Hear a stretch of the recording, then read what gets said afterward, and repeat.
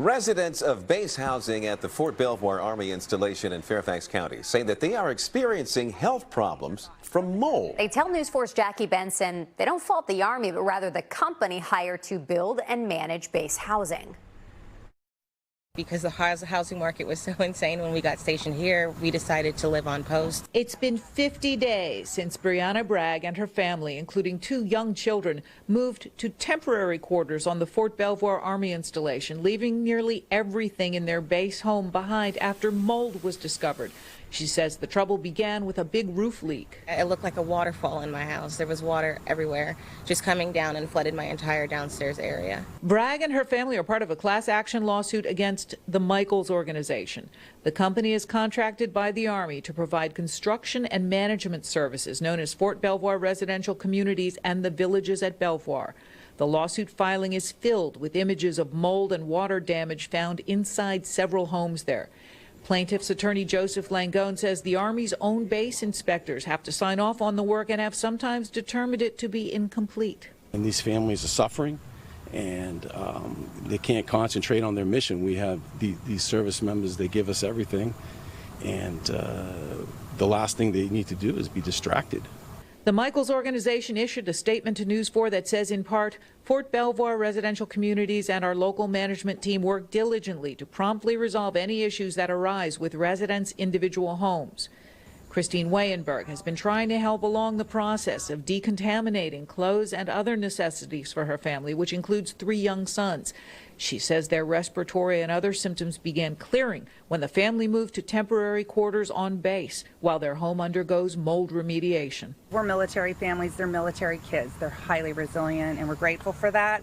But we're definitely not going to go through this without a fight, and someone really needs to hold the Michaels organization and the Post accountable. In addition to the upheaval, the affected families are also out of pocket for replacing the everyday items, the household items that they need. Jackie Benson, News 4. New at 6. Don't have to tell you, July in the mid-state isn't just hot, it's humid. And if you're not careful, it could cause problems for your health and your wallet. Sonica Bargo joins us with more details. Sonica. Dennis, if you're like me, you've been running the AC almost constantly for the last few weeks, but while that keeps you cool, it also creates the perfect environment for mold. Getting rid of that can be costly, but I spoke to one business owner who suggests a slightly less expensive solution. If you have an AC running all the time in the summer, it is definitely a huge concern. When Sam Zinn works on people's AC systems, the biggest problem he notices? Getting moldy as the humidity goes up, especially if they don't get their ducts cleaned. Zinn recommends getting your air ducts cleaned at least once a year to prevent issues like mold. If you haven't ever had it done and your ductwork's like 10 years old, definitely get it done. But if mold does start to grow, you don't want to wait too long. You'll definitely notice that the air will feel thicker and you may start to cough. Kids will be affected. The problem is mold removal can cost thousands of dollars. Zinn's suggestion, get a UV light installed. It's something his company, A to Zinn HVAC, does often. It will kill the mold and prevent it from growing back. That costs about $850, and it's something Zinn thinks everyone should do. The ozone one, it smells like a fresh rain shower. His own house has 2 UV lights. It just keeps the duct fresh and clean. It kills smoke. It destroys allergens, pet dander, all of that. Zinn says it's not just cheaper than mold removal. If you're tight on cash, a UV light can also cost you less than getting your air ducts cleaned. If you don't have the money for it right away, a UV light is going to help you instantly. Zinn says you should still save up to get those cleaned, but in the meantime, a UV light is an easy and fast fix. I install them. We can do that in 1 hour. Summer and your AC is the biggest source of air duct and mold problems, but Zinn said also look at getting your heating system ducts cleaned in the fall. If anything builds up in there, he said it can cover sensors and stop your heat from working at all. In the studio, Sonica Bargo. Alicia, back to you. Good info, Sonica. Thanks a lot. We begin tonight with the latest on the Springfield courthouse. A group of lawyers suing to have the courthouse closed released their own report today on the mold inside the building. So those findings contradict the analysis done by the state trial court, which said the building is safe. And 22 News reporter Christina Demore joining us live now from the courthouse with the new findings. Ciara, Dawn, according to these lawyers, those test results indicate that there is a high presence of toxic mold in the court. They are saying it is cancer causing, and they're once again calling on this court to be shut down.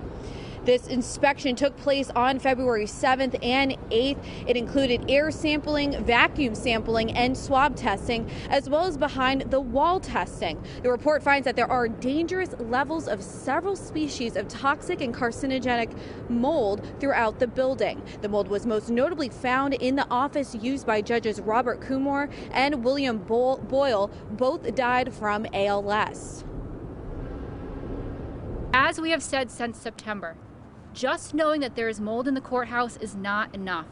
We needed to learn the species of mold found to determine whether or not that mold is dangerous. It would be like someone telling you not to worry if you were just bit by a snake because it was just a snake, without telling you if you were bit by a garden snake or a rattlesnake. Last week, the trial court determined it would renovate the courthouse and not rebuild it. But these lawyers are saying these findings indicate that that renovation is simply not enough to keep the public and employees in this building safe. And 22 News did reach out to the trial court about this latest mold findings, and a spokesperson responded saying that the trial court declines to comment at this time due to the ongoing litigation. Working for you in Springfield, Christina Demores, 22 News.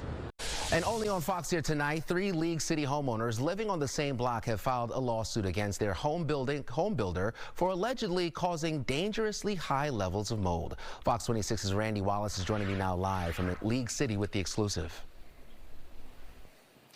Yeah, right, Anthony. Now, according to the lawsuit, a mold assessment consultant told the 3 homeowners, in her professional opinion, their homes are unfit for human habitation. The second story is definitely where you can see the most prevalent mold. This is Ashley Olive's dream house, but she and her family haven't lived here for almost 2 years. I tore out this supply vent, and this is what we found. According to lawsuits, the reason Ashley and 2 other homeowners in the same block have fled their homes, dangerously high levels of 3 kinds of mold. It's not healthy for them, for anyone to live in an environment with extraordinarily high mold counts. Ashley's attorney, Ernest Freeman, says a professional mold inspection confirmed the dangerously high levels. In the tens of thousands of mold spores per cubic meter, in some instances over 1 million. In his lawsuit against Ashton Woods Homes, Freeman blames shoddy work on the home builder's part. Specifically deal with improperly ventilated attics, and then the attic space not being properly sealed to the living spaces below. And so you have a hot buildup of humid air. It was consistently reoccurring enough. Ashley says she and her family moved out of the house in the summer of 2022 after a licensed mold consultant issued a letter stating, in her professional opinion, the home was unfit for human habitation. It really just depends on the day. Some days I'm mad, some days I'm sad.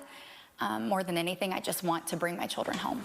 Ashley and her husband are paying the mortgage, rent on another house, and all the bills for both houses. There was certainly some mom guilt knowing that I had all 5 of our children living in this home, knowing that it could be potentially affecting them in their future and what that would look like. We definitely struggled with knowing that's what we had raised our children in.